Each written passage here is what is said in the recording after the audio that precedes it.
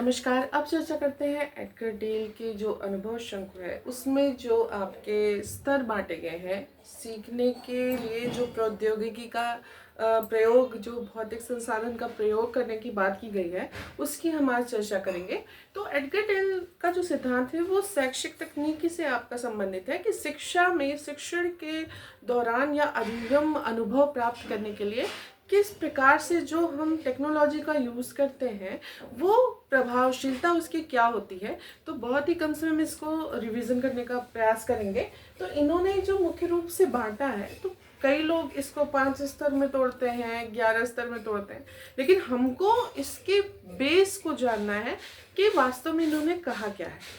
इन्होंने कहा है कि जो हमारी परंपरागत प्रणाली है, जैसे कि मौखिक जो भाषण था, जो व्याख्यान था, उससे अब जो प्रत्यक्ष अनुभव जो से संबंधित जो प्रणाली चल रही है, जिसमें डायरेक्ट एक्सपीरियंस होता है, लर्निंग बाय डूइंग होता है, उसमें जो आपका संप्राप्ति है छात्र का वह कितना होता है।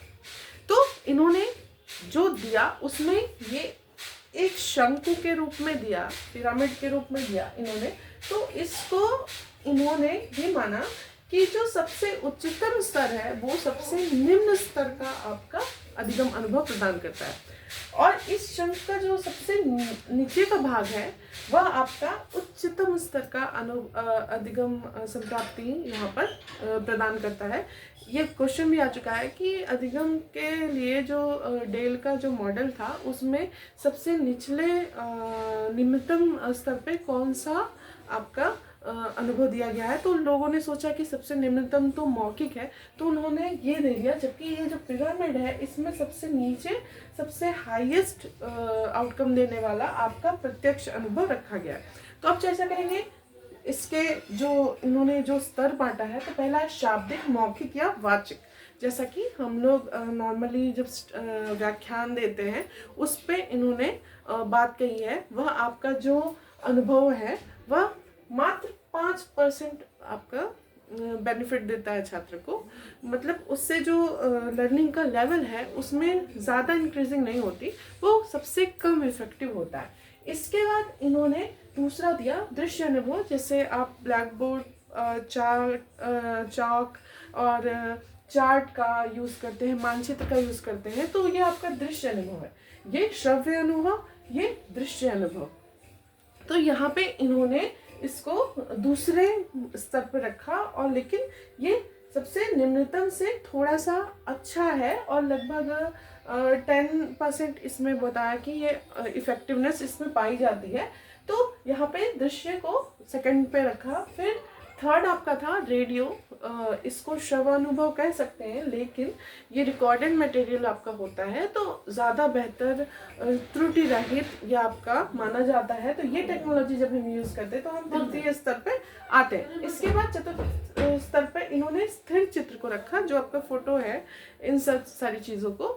तो ये आपका चतुर्थ स्तर पे रहा। इसके बाद फिर इन्होंने उसके नीचे रखा चलचित्र या वह दूरदर्शन। जितने भी आपकी वीडियो हैं, चलचित्र हैं, तो वो सारे ज़्यादा मोर इफेक्टिव आपका एक्सपीरियंस बच्चे को देते हैं। तो यहाँ पे उसको लगभग 30% उन्होंने माना, क्योंकि ये जो है सबसे निम्नतम है। इसके बाद ये ज्ञान स्तर तक ही यहाँ पर माना गया। फिर आपका जो शैक्षिक उद्देश्य है बोध स्तर पे देखें तो आपका ये इसके अपेक्षाकृत ज़्यादा आपका इफेक्टिव है। अब जैसे ही नीचे आते जाएंगे वैसे वैसे जैसे जैसे इसका साइज बढ़ता है ये आपका लर्निंग का इफेक्टिवनेस को बढ़ते हुए दिखाता है। तो जो छात्र का अनुभव है, जो लर्निंग एक्सपीरियंस है, वो ज़्यादा इंक्रीज कर रहा है। इसके बाद प्रदर्शनी। तो जैसे हम उसको किसी मेले में ले जाते हैं, मतलब भ्रमण के तौर पर नहीं, जैसे किसी चीज़ का प्रदर्शन उसके सामने किसी प्रदर्शनी में ले जाते हैं, तो छात्र से संबंधित, शिक्षा से संबंधित, तो वो इसके अपेक्षाकृत वो सामने से देखता है। अब ये क्या कर रहा है, या आप किसी चीज़ में दिखा रहे हो सामने, मतलब वो वहाँ पे मौजूद नहीं है, लेकिन यहाँ पे क्या है, वो वहाँ पे मौजूद हो। उसके बाद क्षेत्र भ्रमण आता है आपका, जहाँ आप जिस जगह, जैसे फतेहपुर सीकरी हो गया, ताजमहल हो गया, ऐसे ऐसी जगह आप राम मंदिर लेके जा रहे हैं, तो ये सारा आपका क्षेत्र भ्रमण में हो गया। तो यहाँ से जब आप आते हो तो ये उद्देश्य आपके बहुपक्षीय और बहु इंद्रिय उद्देश्य है।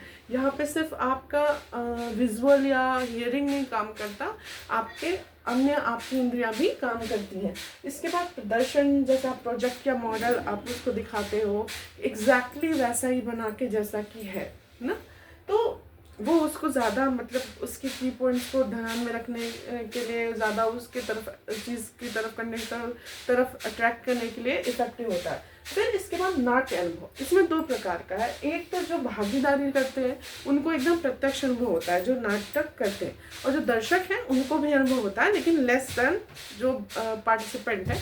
तो यहाँ पे इस अनुभव को इससे भी उच्च इन्होंने माना है। इसके बाद प्रकल्पित या कृत्रिम अनुभव, मतलब आप कह सकते हैं कि अब धीरे धीरे आप उच्चतम स्तर पर पहुंच रहे हैं और यहाँ पे आपका मूल वास्तविक अनुभव होने वाला है। तो जैसे आप तारामंडल में बैठे हैं तो आपको मतलब सारा अंधेरा कर दिया गया, ऊपर आपको लगता है कि मतलब सारे प्लैनेट्स और तारे, तो आपको कभी कभी ऐसा भी लगता है कि आप सचमुच स्पेस में हो। या गेमिंग का होता है, जब आप गेम कार चला रहे हो या कुछ भी कर रहे हो तो उसमें चलता है, तो आपको ऐसा कभी कभी फील होता है कि सच में। लेकिन यहाँ एक्सपीरियंस ऐसा देना है आपको, अनुकूलित एक्सपीरियंस, कि बच्चे को पता ही नहीं चले कि वो कृत्रिम माहौल में है, मतलब ये बनावटी माहौल है, वास्तव में वो वहाँ पे नहीं है।